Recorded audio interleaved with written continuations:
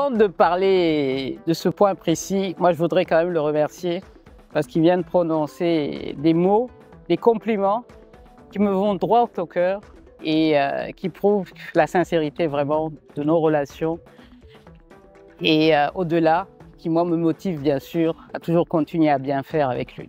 Quand on parle de divergence de point de vue, on voit tout de suite bienvenue bondir. Mais je vous l'ai dit tout à l'heure, tout ça là, c'est un masque derrière, j'ai envie de dire, un être qui peut être très compréhensif. Je le dis encore. Aujourd'hui, au niveau de la banque, il est connu pour sa phrase fétiche. Chacun reste dans le cadre de ses attributions et les vaches sont bien gardées. Mais ça, c'est sa phrase fétiche. Je pense qu'en toute chose, il essaie quand même de coordonner et d'arriver à un consensus. Et il est arrivé très souvent que nous ayons des positions divergentes à première vue. Mais je pense que la chance que j'ai aujourd'hui, c'est de pouvoir l'amener à aller dans un sens de moindre mal. Il aime à se qualifier de dictateur. Il n'est pas dictateur, M. Kobler. Il n'est pas dictateur, bienvenue. Au contraire, moi je trouve qu'il a la main sur le cœur. Et quand parfois nous devons trancher sur des sujets relativement difficiles, je peux vous dire que je l'appelle tard le soir, je lui dis « Ah, moi je pense que là, je n'aurais pas dû agir comme ça. » Il écoute et à la fin il me dit « Bon, tu as raison, on va faire comme ça. » Donc, il peut donner l'impression d'avoir une position tranchée. Mais ne vous y méprenez pas. Cette position tranchée, pour moi, est un appel au dialogue et à la discussion. Donc, il faut avoir une personnalité relativement forte pour briser cette glace et aller de l'avant pour que vous ayez justement cette position de consensus qui peut se dégager. Donc, ne vous arrêtez pas à cette attitude, encore une fois, qui le ferait passer pour quelqu'un qui ne veut pas échanger. Non, il veut échanger, mais je pense que comme toute personne qui est dans l'excellence et le professionnalisme, il aime être convaincu. Donc vous devez être persuasif dans votre argumentaire. Si vous ne l'êtes pas, je peux vous dire que vous n'aurez pas son écoute. Donc aujourd'hui, moi, j'ai la chance, après plusieurs années, encore une fois, de pouvoir l'amener à regarder d'un autre œil. Et je pense qu'on est là pour ça, pour se compléter. Et de la même manière, il peut m'appeler pour me dire « Oreille, je pense que sur ce point-là, c'est pas comme ça qu'il fallait agir. » De la même manière, il m'a ouvert cette porte. Et cette ouverture d'esprit, je pense que c'est à son, j'allais dire, honneur de pouvoir aller au-delà de cette façade. Non, c'est vraiment pas un dictateur. Pour moi, j'aime à le dire, c'est quelqu'un qui sait trouver des solutions. Et je pense que dans un environnement aussi complexe dans lequel nous vivons, il ne faut jamais s'arrêter sur un point de vue. Il faut avoir cette capacité de s'adapter, de s'ajuster et d'aller prendre vers l'autre, j'allais dire, le positif. Et moi, je prends chez lui le positif et le constructif. Je ne m'arrête jamais à « non, je ne discute pas ». Non, ce n'est pas ça. On discute, on s'entend et on arrive à quelque chose. J'ai la chance, encore une fois, de pouvoir avoir cette capacité de persuasion vis-à-vis de lui. Donc, c'est quelqu'un d'ouvert à la discussion.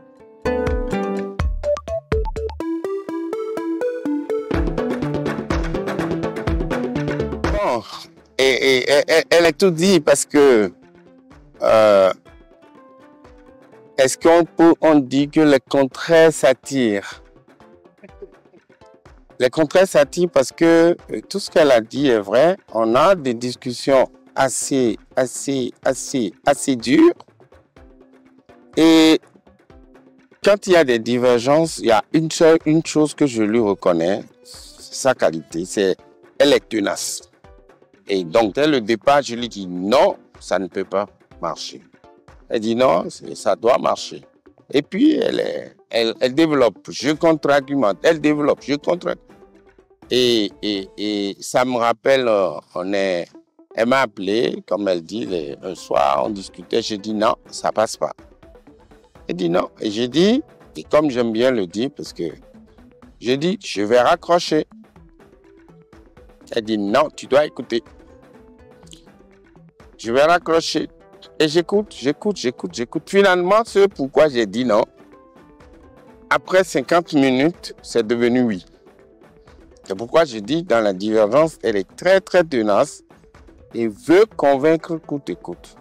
Et comme, bon, il faut écouter, surtout quand on a la position qui est la mienne, il faut écouter, il faut discuter, il faut contre-argumenter. Parce qu'à un moment donné, je dis aux collègues, il faut que chacun me dise c'est quoi son argumentaire. Et pas parce que je suis sectoriel ou je suis risque, parce que, vous le savez peut-être, je me retrouve entre le juriste, le cadre de conformité, le gestionnaire des risques et les sectoriels. Il faut que je tranche. Ah là, chacun doit contre-argumenter. Et je peux vous dire, Oreille est très tenace dans les discussions. Bon, je ne sais pas si ça peut lui valoir une carrière politique demain, si elle veut. Donc voilà.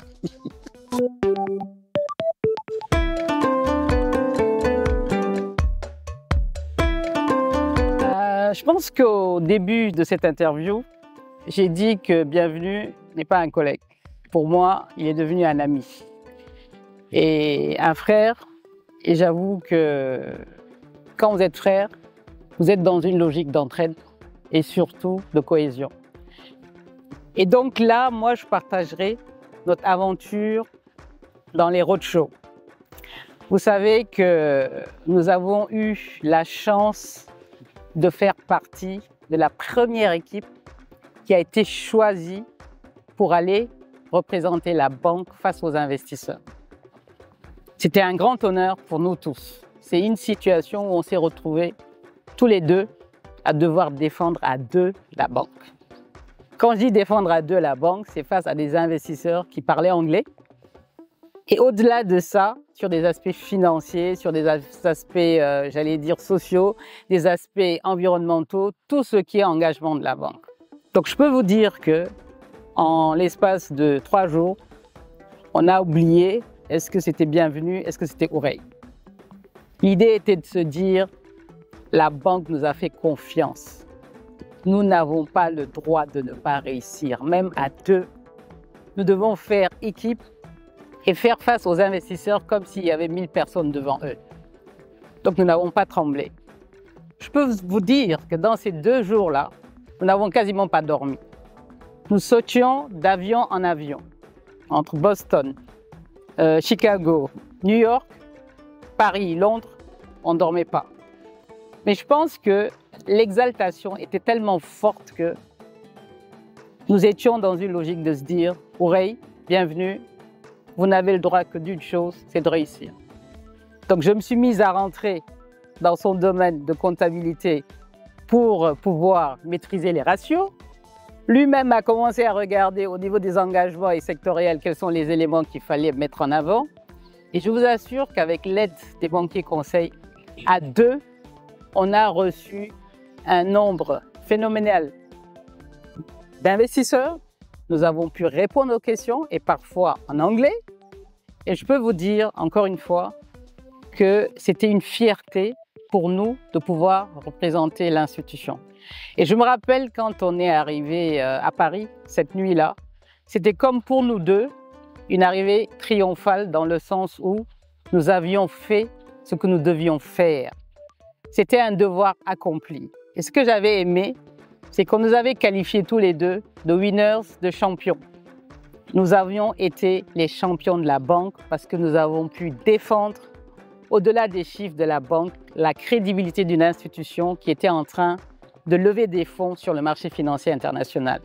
Donc je ne sais pas si vous avez idée de comment nous étions remplis d'émotions. Et cet élément-là, cette période de la vie de la BOAD nous a rapprochés au-delà de ce que les gens peuvent penser. Donc ça renforce, parce qu'encore une fois, à ce moment-là, vous oubliez qui vous êtes. Le seul élément qui entre en jeu, c'est l'intérêt de la BOAD.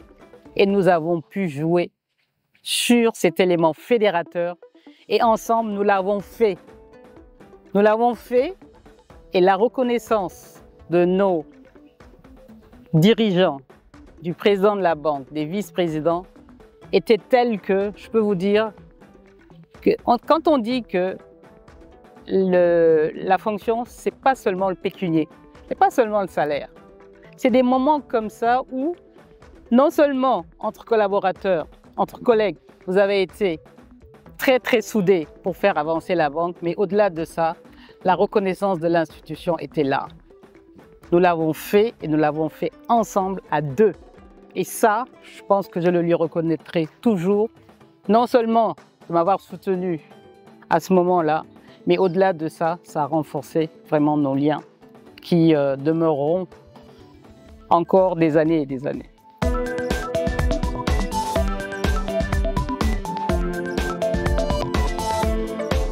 Merci beaucoup. Non, moi, c'est juste une anecdote que je vais partager. Comme je l'ai dit sur l'une de vos questions, quand je suis arrivé, elle était, je crois que c'était DIF ou DIFI, quelque chose. C'était une financière. Et ils étaient aux 4. Et normalement, moi, je devrais être aux 2, mais il n'y avait pas de place. Comme aujourd'hui, d'ailleurs, c'était aux 4. Et on m'a mis à côté d'elle. Et moi, j'ai cette mauvaise habitude. Je peux être en train de faire n'importe quoi. J'écoute de la musique ou je chante. Et donc, parfois, j'oublie que je ne suis pas seul. Et donc, je suis mis à chanter. Et le pire dedans, ce ne sont pas des reggae ou des trucs de Shakira et tout ça, mais c'est de mon village, carrément. Et donc, je chante et puis elle vient toquer, dit, ah, mais c'est quoi? Il dit, ah, ça vous gêne? Ah, moi, je ne sais pas comment je vais. Hein. Parce que c'est ça aussi, moi, mon inspiration. Ton moteur.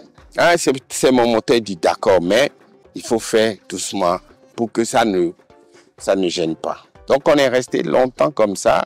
J'ai diminué, mais j'ai continué par chanter. Ça renforce quand même les liens quand vous vous retrouvez dans des situations où vous êtes obligé de collaborer. Parce que moi, j'ai besoin de chanter. Peut-être que c'est comme ça que j'appelle mes Aziza, qui viennent sur ma tête à chaque fois. Parce que je vais dans mon pays, je chante les chansons de mon pays, du terroir. J'ai besoin de ça. Et elle a compris, elle dit, d'accord, tu peux le faire, mais moi, j'ai besoin du calme pour travailler. Ça m'est resté. Je n'ai jamais oublié. Donc, voilà.